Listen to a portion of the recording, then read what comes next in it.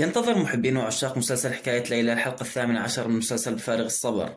المسلسل والذي تم عرض الحلقة الأولى منه بتاريخ 3/9/2024 لن يتم عرض حلقة جديدة منه هذا الثلاثاء، والذي يصادف رأس السنة الجديدة، حيث سيتم عرض حلقة خاصة من برنامج من يريد أن يصبح مليونير، كم مليونير أور ماكستار، وهي النسخة التركية من برنامج من سيربح المليون.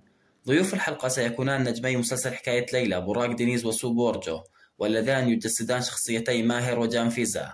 وبذلك من المنتظر أن يتم عرض مسلسل حكاية ليلى الحلقة 18 الثلاثاء بعد المقبل الموافق 7/1/2025 إن شاء الله سبحانه وتعالى.